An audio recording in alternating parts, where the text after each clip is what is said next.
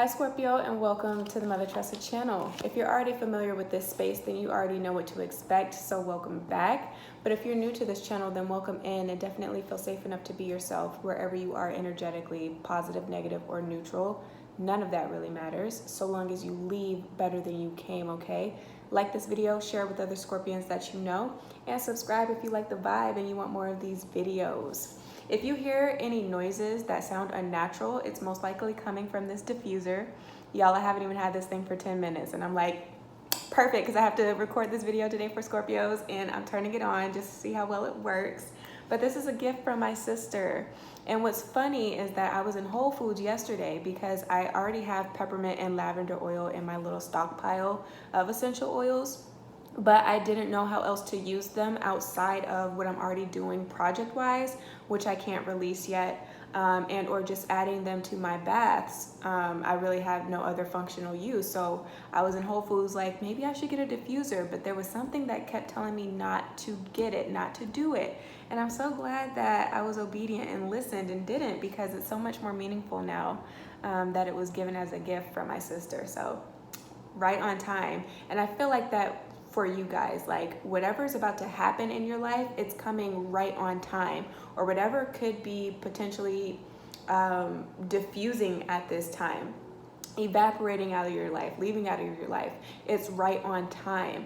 I really encourage you guys to look into your own personal natal charts just to see what sign Saturn sits in, because Saturn did station retrograde yesterday on the 11th in the zodiac sign of Aquarius, which is, well, Saturn is Aquarius's second ruling planet after Uranus, right? But it was retrograde in the zodiac sign of Aquarius at 1 degree yesterday. And so I definitely feel like it's really intense, and out of all areas of your life that could be affected, right now it's going to hit you guys the most in your heart matters, like your heart chakra, things that you just hold near and dear to you. So it doesn't just have to be a romantic relationship, but let's get into it just to see what comes through for you guys. But when you think about Saturn, I want you guys to keep in mind like the role that it plays, like what it's responsible for. Saturn is all about things that are progressive in nature. Aquariuses are known to be the humanitarians, but also Saturn deals with karma, and Saturn deals with limitations, and one needing to understand what their strengths and or weaknesses, aka limitations, are, so that they can either refine those areas that they are not the most efficient in. I'm trying to figure out how to say that to where it could apply to everything, but it's really looking under a microscope at those things that you know you're not good at, and either figuring out if there's a way for you to fix it, and or just leaving well enough alone. And with that hermit energy that can come through sometimes when you read or when you watch these readings, if you're not a reader, understanding what you just cannot change and accepting that for what it is. And just moving on to the next thing here. So let's see. Yes. All right. So what came out for you guys? You have the Page of Wands, followed by the 7 of Coins, the Queen of Coins, and the 10 of Coins. Bottom of the deck is the Queen of Cups, the Hierophant, and the 3 of Wands with the 8 of Cups. For some reason, I felt the need to keep going here. Yes, and for some reason, I feel like the bottom of the deck is what's happening right now, and what you can be expecting is this Page of Wands and all this coins energy. Like if, say, for instance, you have been in a relationship, and with this Saturn transit, you've come to realize like, damn, like, I really don't like who I have come to love, or this person really just does not like me, or we really don't have anything in common with each other outside of the physical attraction and or the sexual chemistry. But all we can do is like fight outside of that. Like we just can't stand to be around each other. For those that could be married to somebody, I definitely feel like that can come through too. It's just like, ugh, like you can't wait to be divorced from this person because they've done nothing but like tear you down and or hold you back in one way or another. For some of you guys, it really hurts for you to potentially have to walk away with this 8 of Cups energy here from a relationship, you know, with the Hierophant and all of that. It can be a tug of war, because it's like you want to make sure that you showed that you were willing to fight for the relationship, and you wanted to make sure that before having to make the decision potentially to walk away, that you've done everything within your power, like absolutely everything that you could possibly do within your power, and that you've exercised all options before you walk away, just so that you can sleep more peacefully at night.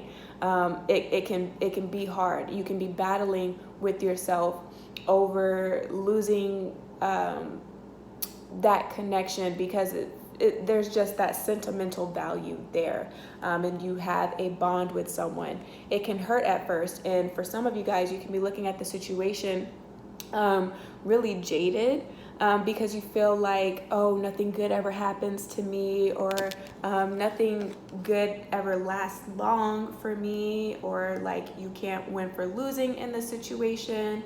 And going back to that Saturn in Aquarius at 1 degree, which it was in yesterday, I'm not sure what degree it's in today. It's probably between 2 and 3, if I had to guess, if it's moved at all, being retrograde. But you can be feeling like, oh my God, like what did I do to deserve such bad karma? But I encourage you to look at it more optimistically with this Page of Wands energy, and seeing it as like, this is the best thing to happen. Like it's right on time. This is actually positive karma for you, because had things not fallen apart in this relationship, you wouldn't have had the opportunity to objectively look at it, just to realize just how much it wasn't of your highest good, and to allow for this space to bring in those people, right? Because this doesn't have to just be about love, but just those people that are really attuned to you and that hold and share the same beliefs and values that you have. So this is the best thing for you. With that Saturn transit, again, talking about like limitations, and can also talk about restrictions. How have you been restricted in this relationship that you've had? Also, with this Page of Wands, 7 of Coins, Queen of Coins, and the 10 of Coins, you're having to look under a microscope at the role that you specifically have played in all of these dynamics, and across the board, how you may have been really living out the same pattern. How am I trying to say this? So let's say in these dynamics, and because we have the 3 of Wands here, it can talk about siblings and family, though that is also like in the 2nd house with Taurus's energy. You get that in Gemini's house with this 3 of Wands. But let's just say, like, whenever things go awry in your home life, like with your sibling or your parents, and you find that you have actually been disrespected, and or you have been neglected to the point that you might feel like Cinderella and feeling like you're always cleaning up everybody else's mess. You're always the one left picking up the pieces. See if you have that same similar story in your romantic affairs. And if you do, then that is why you're not seeing success in your relationships. So that is something that can be fine-tuned at this time. Retrogrades are all about that. Revisions, renovations. I definitely feel like you are renovating your 7th house for sure, which is all about partnerships here. If you feel like you have always been the person, even in your home life and extending into your romantic relationships, that overlooks bad behavior, and or you know what a red flag is, right? You know what's just not acceptable when it comes to how you treat another person, because treat others how you want to be treated, you know, it's a standard requirement in the way that you guys operate. But if you notice that with your family members, they're constantly doing things that are very self-centered in nature or that just pose a red flag. But you forgive them because they're your blood relatives, you know what I'm saying? And it's like nothing that you can do. That's just who they are. See if you come up with those same excuses when you're in a romantic relationship with somebody that does something. Like, say, hey babe, like you're on the phone and you guys are talking and they say like, hey, give me 30 minutes and I'm gonna call you back, and they don't call you back, and this conversation happened at a decent hour, let's say like 5 p.m., and you don't hear from them until about 3 p.m. the next day, and then you try to address the situation and they're just like, oh, I fell asleep, or oh, I got busy doing something and I forgot, and you're just like, oh, okay, well, that's okay, you know, instead of being like, well, hold up, wait a minute, I am looking to be with somebody that can actually follow through on their word and what they say. So don't sit here and make false promises and claim that you will call me back if you know that you have no intention of speaking to me for the rest of the day, because maybe there was something that I had to do that was extremely important to me, but I either postponed it or I tried to finish the project early, get off work early, etc., whatever the case could be, just to make sure that I was available for you, and I like stayed up and waited for you to call me back, come over, whatever the situation is, and you didn't, you know? So like that's a major thing for me. Like if you know that you can't uphold your end of the bargain, maybe we don't need to talk. Maybe we don't need to be together. You know, bringing it to that person's attention. I don't feel like you guys have been doing that, but it stems from the way that you just let other things slide in your actual house, you know, with your family and or your friends even, because it can go in all of those sectors. So look at that role that you guys are playing, because I definitely feel like you're at the point where you are exhausted and or just tired of dealing with the same old with this coin's energy, because things can be very monotonous when you talk about like earth energy, because it talks about the day-to-day routines, you know, and building that repetition in order to become an expert in the craft, you know what I mean? Or just being thorough and detail oriented. So that's what can come through. But it can be like living out the same traumas in a relationship that you can be tired of. So I definitely feel like you guys are waking up to that. You are becoming extremely conscious here. And or if you're in a dynamic, you are realizing just how much work goes into building a successful relationship. Just how mindful you have to be. Every decision that you make will affect the person that you are dealing with. It's like a butterfly effect.